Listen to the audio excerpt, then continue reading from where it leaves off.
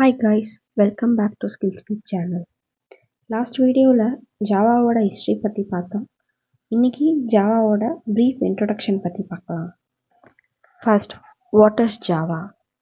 Java is an object-oriented programming language and it is ஒரு ஃபுல்லாக கான்செப்டை வச்சு தான் ஒரு கான்செப்ட் தெரிஞ்சால் இந்த லாங்குவேஜ் வந்து ஈஸியாக இருக்கும்.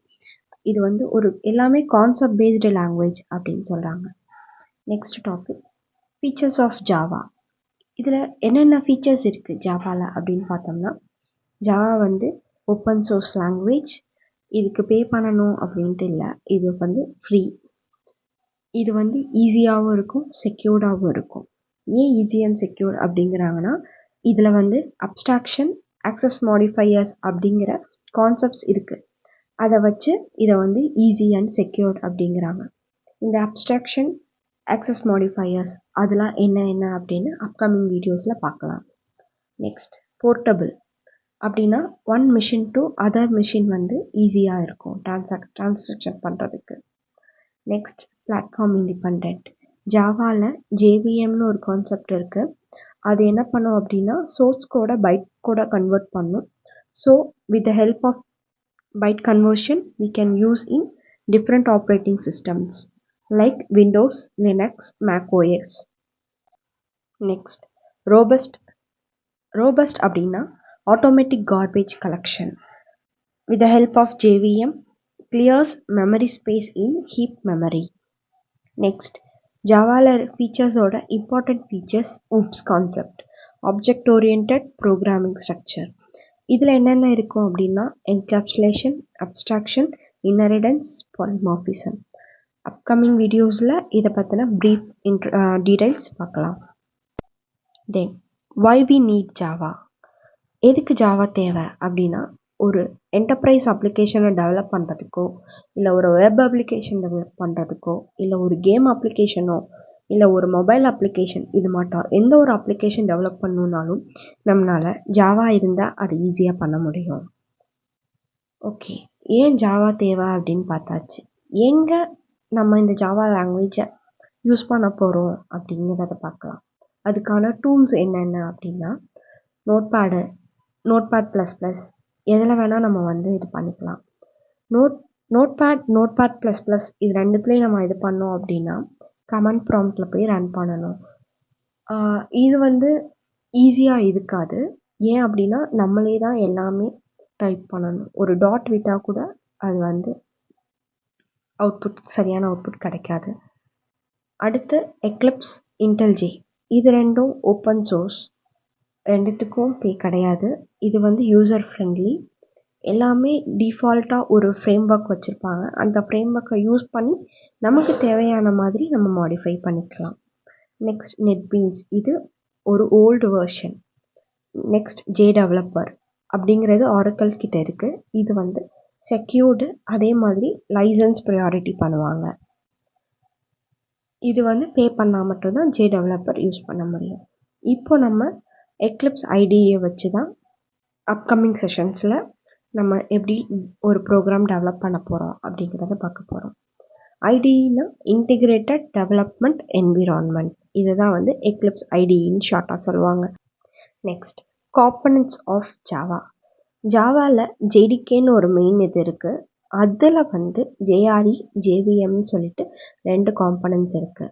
ஜேடிகே அப்படின்னா ஜாவா டெவலப்மெண்ட் கிட். அந்த கிட்டுக்குள்ளே தான் ஜேஆர்இ, ஜேவிஎம்னு சொல்லிட்டு ரெண்டு ஃபீச்சர்ஸ் இருக்கும். அந்த கிட்குள்ளே இப்போ ஜேடிகேக்குள்ளே ஜேஆர்இயும் கம்பைலர்ஸும் இருக்கும். ஜேஆர்இனா என்ன அப்படின்னா, Java runtime environment. Java runtime என்விரான்மெண்ட்குள்ளே என்ன இருக்கும் அப்படின்னா, ஜேவிஎம்மும் அதோட அதர் லைப்ரரிஸும் இருக்கும். இப்போ நம்மளுக்கு தேவையான எல்லாமே லைப்ரரி ஃபார்மேட்டில் இங்கே ஸ்டோர் ஆகிருக்கும். இப்போ எக்ஸாம்பிள், நம்ம காலேஜ் படிக்கிறோன்னா எல்லா புக்ஸுமே லைப்ரரிஸில் இருக்கும்.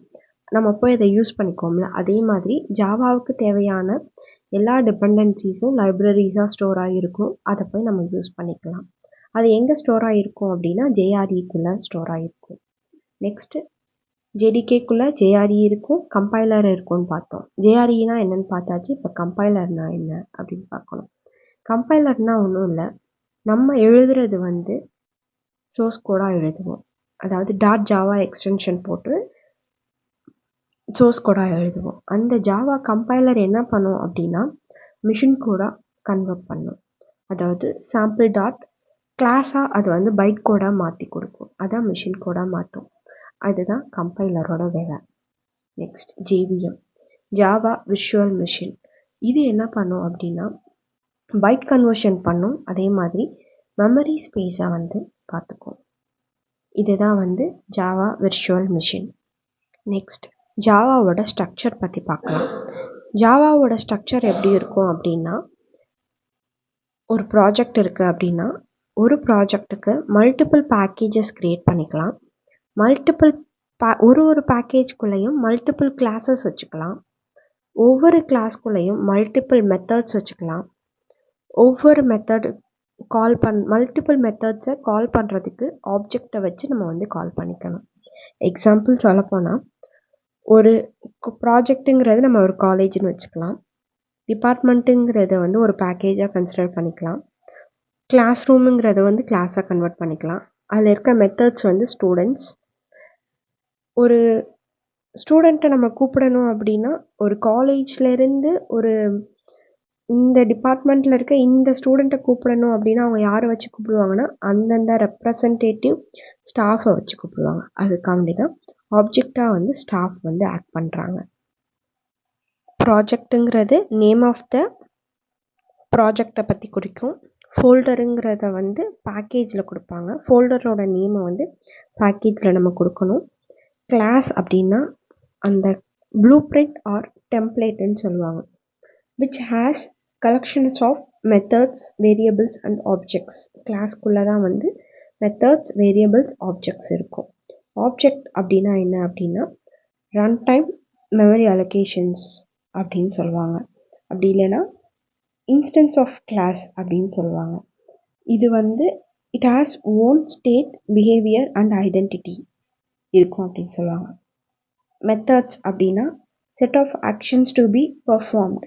என்ன நடக்கணும் அப்படின்னு நம்ம நினைக்கிறோமோ அதை வந்து ஒரு மெத்தடுக்குள்ளேயும் நம்ம போட்டு வச்சுக்கிட்டோம் அப்படின்னா அது வந்து ஈஸியாக கால் பண்ணுறதுக்கு ஈஸியாக இருக்கும். இதை பற்றி டீட்டெயில்டாக நெக்ஸ்ட் கிளாஸில் பார்க்கலாம்.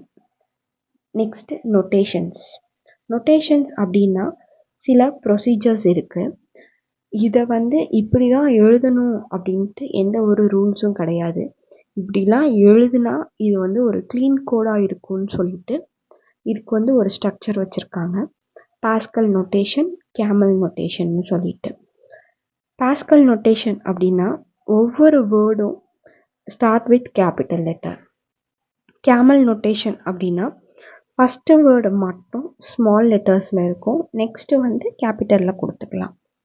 இது எங்கே யூஸ் பண்ணுவோம் அப்படின்னா பாஸ்கல் நொட்டேஷன் வந்து ஒரு ப்ராஜெக்ட் நேம் க்ரியேட் பண்ணுறதுக்கும் ஒரு கிளாஸ் நேம் க்ரியேட் பண்ணுறதுக்கும் பாஸ்கல் நொட்டேஷனும், கேமல் நொட்டேஷன் வந்து ஒரு மெத்தட் க்ரியேட் பண்ணுறதுக்கும் ஒரு ஆப்ஜெக்ட் க்ரியேட் பண்ணுறதுக்கும் நம்ம வந்து கேமல் நொட்டேஷன் யூஸ் பண்ணலாம். பேக்கேஜ் க்ரியேட் பண்ணணும் அப்படின்னா அதில் இருக்க எல்லாமே ஸ்மால் லெட்டர்ஸில் தான் இருக்கணும். அதில் பாஸ்கல், கேமல் அப்படின்னு சொல்லிட்டு எந்த ஒரு இதுவுமே வரக்கூடாது. பேக்கேஜ் க்ரியேட் பண்ணுறதுக்கு மட்டும் எல்லாமே ஸ்மால் கேஸில் தான் இருக்கும். அதை எப்படி நம்ம செப்பரேட் பண்ணுவோம் அப்படின்னா யூஸிங் டாட்டை வச்சு நம்ம வந்து செப்பரேட் பண்ணிக்கலாம். இதில் நெக்ஸ்ட் அப்கமிங் செஷனில் நம்ம லைவாக க்ரியேட் பண்ணுறப்ப பார்த்தோம் அப்படின்னா உங்களுக்கு ஈஸியாக புரியும். இன்றைக்கி எப்படி இன்ஸ்டால் பண்ணுறதுன்னு மட்டும் பார்க்கலாம். ஃபஸ்ட்டு கூகுளில் JDK 1.8 டவுன்லோடுன்னு டைப் பண்ணுங்கள். நெக்ஸ்ட் அதில் இருக்க ஃபஸ்ட் லிங்கை கிளிக் பண்ணி விண்டோஸில் போயிட்டு அதில் வந்து அதுக்கு முன்னாடி உங்களோட சிஸ்டம் வந்து விண்டோஸ் என்ன சப்போர்ட் பண்ணுதுங்கிறத பார்க்கணும். திஸ் பிசியில் ப்ராப்பர்ட்டிஸில் போயிட்டு அது என்ன சிஸ்டம் டைப் இருக்குங்கிறத செக் பண்ணுங்கள். அதுக்கப்புறமேட்டு திஸ் பிசி ப்ராப்பர்ட்டி வரல அப்படின்னா செட்டிங்ஸில் போயிட்டு சிஸ்டம்ஸில் போயிட்டு அபவுட்டுக்குள்ளே போயிட்டு சிஸ்டம் டைப் என்னவா இருக்குங்கிறத பார்த்துட்டு அதுக்கு தகுந்த மாதிரி கூகுளில் வந்து விண்டோஸ் 64 என்ன இருக்கோ அதுக்கு தகுந்த மாதிரி டவுன்லோட் பண்ணிக்கோங்க. இதுதான் ஜாவாவோட டவுன்லோட் டைப். அதே மாதிரி தான் எக்லிப்ஸ்க்கும். எக்லிப்ஸ் ஐடியை டவுன்லோட் பண்ணி வச்சுக்கோங்க. நெக்ஸ்ட் கிளாஸில் நம்ம எப்படி நியூ ப்ராஜெக்ட் ஓப்பன் பண்ணுறது, எப்படி கிளாஸ் எப்படி க்ரியேட் பண்ணுறது, எப்படி மெத்தட் க்ரியேட் பண்ணுறது அப்படிங்கிறதெல்லாம் நெக்ஸ்ட் கிளாஸில் நம்ம பார்க்கலாம். தேங்க்யூ ஃபார் வாட்சிங் this video. Please comment your feedbacks. Subscribe பண்ணிக்கோங்க. அப்போ தான் நெக்ஸ்ட் வீடியோ எல்லாம் பார்க்க முடியும். தேங்க்யூ.